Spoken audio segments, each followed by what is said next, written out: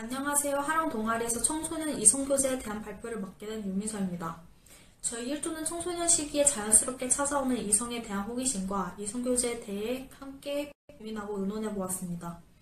어른과 어린이의 중간, 청소년 시기에 찾아오는 정체성의 혼란 속에서도 우리는 이성에 대해 관심을 갖게 되고 이성교제를 하거나 그 가능성의 문을 열어두고 있습니다. 열띤 토론 속에 진행된 뜨거웠던 우리들의 관심과 이야기, 이성교제에 대한 우리의 양쪽 의견을 5가지씩 나누어 정리해보겠습니다. 먼저 찬성 측의 주장입니다. 첫째, 청소년의 이성교제는 개인의 자유이기 때문에 타인에 의해서 통제되어서는 안 된다고 생각합니다. 아직 미성숙한 신분일지라도 자유의지에 의해 선택과 결정을 할 수 있고 강압적인 통제 속에서도 얼마든지 그들만의 방법으로 이성교제를 이어나갈 수 있기 때문입니다. 설령 그 결과가 좋지 않다고 하더라도 그 안에서 배울 점들은 분명히 존재합니다. 둘째, 청소년 시기의 이성교제를 통해 자신의 연령에 맞는 이성과 대화할 수 있는 기회가 생깁니다. 서로의 걱정과 흥미 등을 상호 교환함으로써 인생관을 확립하는 데 도움을 줄 수도 있습니다. 다른 성별을 가지고 있기에 남성과 여성, 어느 한쪽 방향이 아닌 좀 더 넓은 시야를 가지고 생각할 수 있고 나와 다른 생각을 가진 사람들의 의견을 듣고 받아들이는 훈련을 통해 존중을 배울 수 있습니다. 셋째, 이성 친구는 다른 친구들보다 비교적 더 가깝고 신뢰감이 크기 때문에 깊은 관계를 쌓을 수 있고 이성교제에 발생하는 트러블을 통해 자신의 감정을 통제하고 문제를 해결할 수 있는 방법을 터득하게 됩니다. 상대방의 모습을 통해 각자의 장단점을 알게 되고 자기 반성을 통해 정상적이고 건전한 인격 형성을 도모할 수 있습니다. 넷째, 사춘기를 보내는 대부분의 청소년들은 어른들에게 예민하게 반응하는 경우가 많습니다. 우리들의 마음을 이해받지 못한다는 생각에서 오는 어른들과의 갈등을 이성 친구로부터 정서적 안정을 되찾을 수 있습니다. 다섯째, 건전한 이성교제는 서로에게 자극과 도전을 줄 수 있습니다. 함께 보내는 시간을 통해 각자 스트레스를 해소하고 함께 공부하고 진로를 고민하면서 서로에게 좋은 공부 파트너가 될 수 있습니다. 다음은 반대측의 주장입니다. 첫째, 청소년 시기는 무엇보다 공부에 집중해야 한다는 사회적 분위기 속에서 이성교제로 인해 부모와의 갈등은 더욱 고조되고 학업 집중력 저하로 인해 성적이 떨어질 가능성이 높습니다. 부모 혹은 친구와의 갈등에서 오는 정서적 불안은 더 나아가 부정적인 감정에 피로 이상의 에너지 소모를 일으키기도 합니다. 둘째, 이성 친구가 있고 없고의 문제를 외모에서 오는 결과물처럼 바라보는 경우도 있습니다. 실제로 청소년들의 외모 콤플렉스가 크게 작용해 사회적 미의 기준을 따르지 못하는 청소년들에게는 심각한 고민이 되기도 합니다. 이는 한창 성장 중인 청소년 시기의 무리한 다이어트, 갑작스러운 운동 등으로 건강에 큰 영향을 미치기도 합니다. 셋째, 청소년기는 정서적으로나 신체적으로 미완성하고 미성숙한 상태이기 때문에 직접적인 경험도 부족합니다. 이성교제 시 감정의 기복을 컨트롤하는 데 있어 서툴어 학업에도 부정적 영향을 끼치게 됩니다. 또한 대학 입시를 위한 성적 관리와 다양한 학업 활동들을 이성관계와 병행하는 것은 매우 어렵기에 결국 서로에게 불성실하게 되어 어긋난 관계로 이어질 수 있습니다. 넷째, 청소년 시기에는 충동적인 행동을 하기 쉬운 시기이므로 육체적인 피해와 심리적인 충격을 줄 수 있습니다. 이성교제는 심각한 데이트 폭력과 공격성 같은 심각한 위험 요소들을 가지고 있기 때문에 잘못된 이성교제로 유희 행동이나 쾌락만을 추구하는 퇴폐적인 행위로 끝나는 경우가 생길 수 있습니다. 다섯째, 연애에 쓰는 데이트 비용이 많이 들어갑니다. 달력에 존재하는 다양한 기념일들을 마치 나의 의무인 듯이 돈을 써가며 상대방을 챙겨야 해 학생들은 비용에 대한 부담감이 생길 수밖에 없습니다. 실제로 많은 청소년들이 이성교제 시 아르바이트로 데이트 비용을 충당하는 것으로 알려졌습니다. 청소년 시기에 갖게 되는 이성에 대한 호기심은 매우 자연스러운 일입니다. 학창시절 다양한 경험 중 하나가 될 수 있고 자신의 감정을 조절하는 방법을 배우고 서로 이해하고 배려함으로써 우리는 긍정적 에너지를 만나고 성장할 것입니다. 이후 사회에 발을 내딛어 어엿한 사회 구성원의 일원으로 각자의 몫을 감당해 나갈 때 이성과의 업무에도 보다 수월하게 호흡을 맞춰 나갈 수 있을 것입니다. 한편 이성에 대한 잘못된 관심과 이해, 충돌에서 시작된 청소년기의 이성교제는 일반적인 세상과 다른 미래를 가져다 줄 수 있습니다. 미혼모부라는 부정적인 시선 속에서 청소년 시기에 땀 흘려 준비했던 대학 생활은 접어두고 육아와 생활 전선에 뛰어들어야만 하는 상황이 주어질 수도 있기 때문입니다. 하물며 이보다 더 미성숙한 상태로 사회에 발을 딛고 한 가정을 책임져야 하는 상황을 맞이하게 된다면 이는 더 큰 시련과 인내를 감당해내야 하는 상황을 만들어갈 수도 있는 것입니다. 당신은 청소년 이성교제를 어떤 시선으로 바라보고 계신가요? 이상 발표를 마치겠습니다. 감사합니다.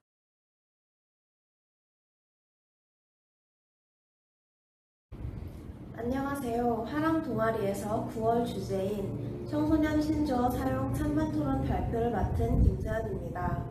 하랑 동아리 1조에서 찬반 토론을 진행한 결과 장단점이 있다는 것을 알 수 있었습니다.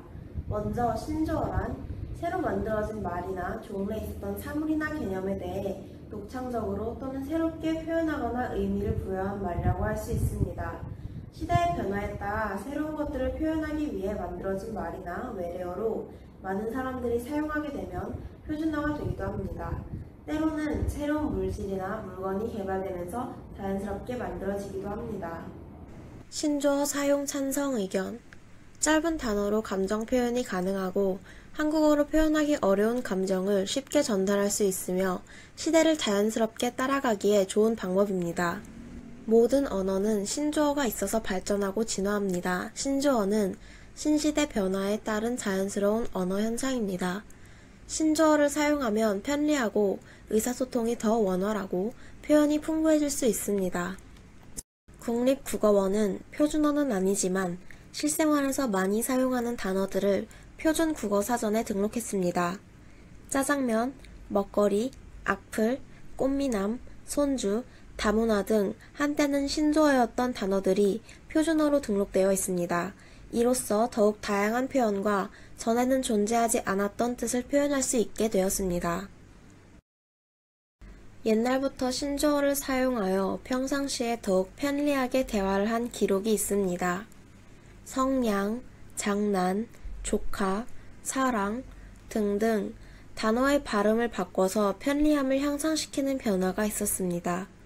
이런 식으로 한국어뿐만 아니라 다른 언어들도 발전되었습니다. 이로써 지금 나오는 신조어들은 한국어의 꾸준한 발전의 일부분입니다. 신조어 사용 반대 의견. 세대 간의 의사소통이 단절될 수 있고 고유의 한글이 훼손될 수 있습니다.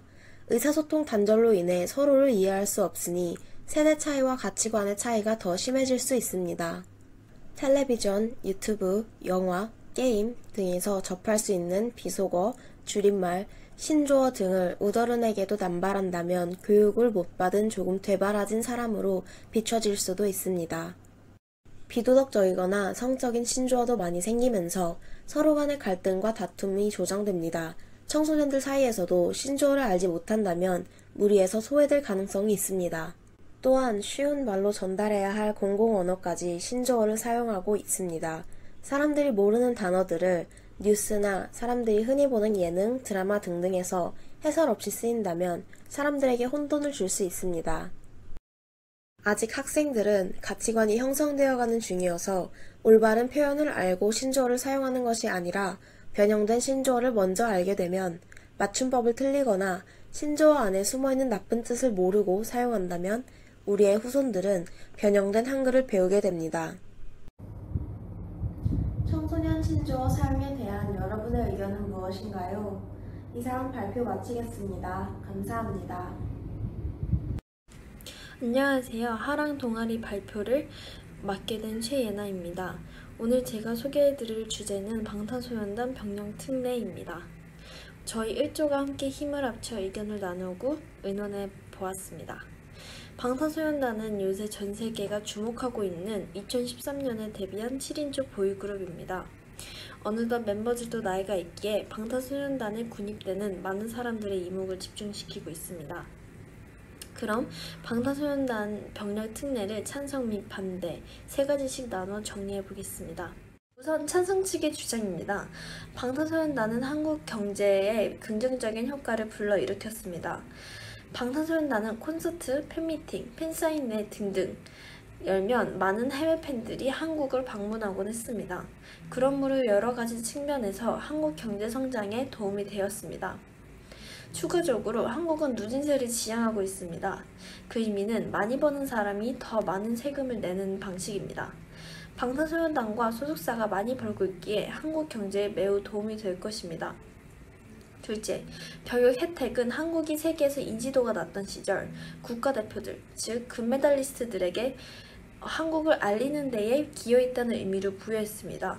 비록 K-팝이 스포츠는 아니지만 방탄만큼 한국을 알리는 데에 애쓰고 엄청난 성공을 이룬 사례는 처음입니다. 그러므로 방탄소년단은 특례를 받을 자격이 마땅하다고 생각합니다. 마지막으로 방탄소년단은 K-팝의 위상을 상향시켰습니다. 몇 해 전 싸이는 강남 스타일로 높은 미국 시장벽을 무너뜨리고 엄청난 찬사를 받았습니다. 그 이후 위기 국면을 맞게 되었지만 방탄소년단이 엄청난 위력을 보여주면서 위기 국면을 면하게 되었습니다. 방탄소년단의 위력은 방탄소년단이 데뷔 이후 받은 상 숫자로 가늠할 수 있습니다. 2021년 1월까지 계산을 해보면 총 287회 수상, 그중 61개의 대상을 수상했습니다. 이 위력은 나중 추후에 K-팝에게 좋은 영향력이 될 것입니다. 다음은 반대측 주장입니다. 첫째, 방탄소년단이 병력 특례를 받는 것은 공정성, 공평성에 문제가 생깁니다. 대한민국의 남자 국민이라면 나라를 지키다 오는 것이 의무입니다.